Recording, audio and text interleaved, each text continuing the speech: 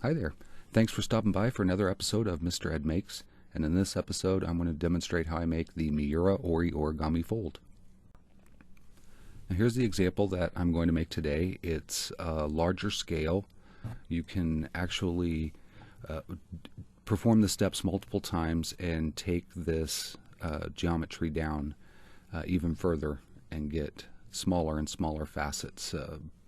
Just for time and simplicity's sake, I decided to just do the first level of tessellations.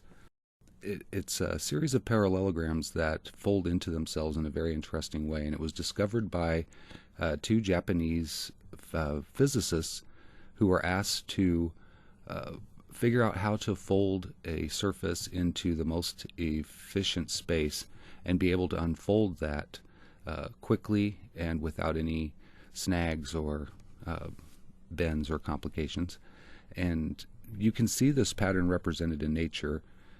It's based on how well and efficiently organized the shape is that you see it in nature, because nature is really good at figuring out things that are the most efficient. And it's why I've included it in my drawing channel, because I draw a lot of plants and stuff that have similar kinds of tessellated or repeating forms.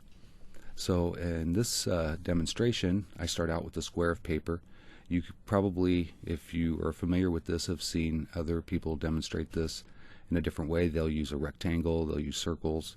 I use a square just because it's simpler to describe what's going on. So I've taken the square of paper and I've started folding it uniformly along the horizontal and the vertical axis. And I start at the edge and work toward the middle, because paper stretches and your folds aren't always going to be perfect.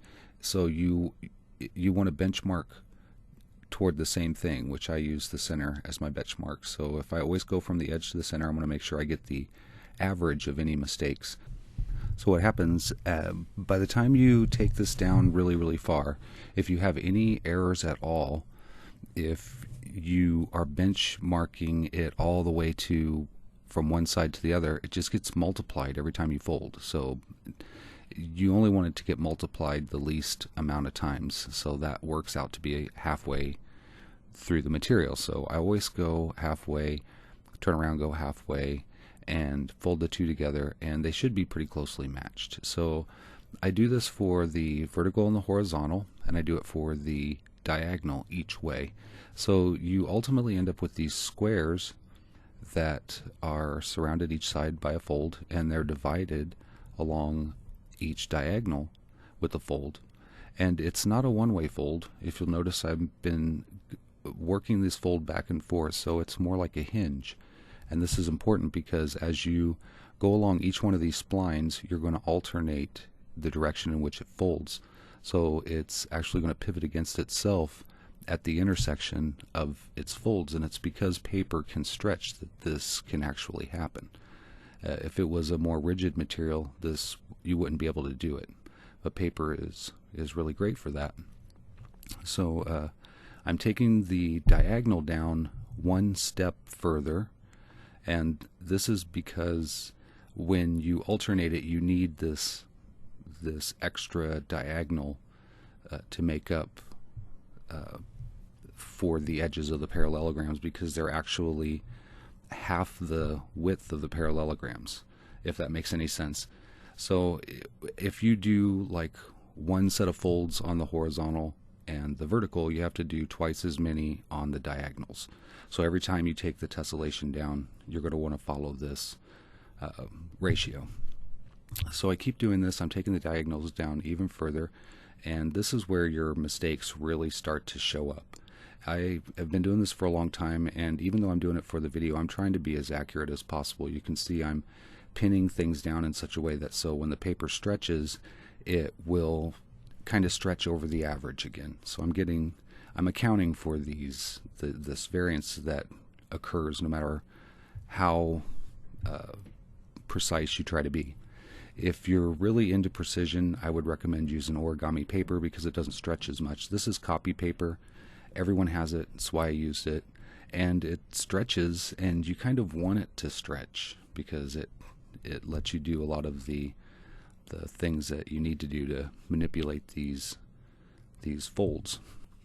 The most notable feature of tessellated surfaces are the valleys and the mountains. And when you alternate these back and forth, you can actually get the surface to fold into itself. And you can see I'm doing this whenever I crease these down really hard so that they stay. And there are other ways of doing this. You can fold it all down and put these folds in all together at one time. But what happens is that the surfaces that are on the outside of that fold, the fold will actually be wider. The hinge won't be as tight.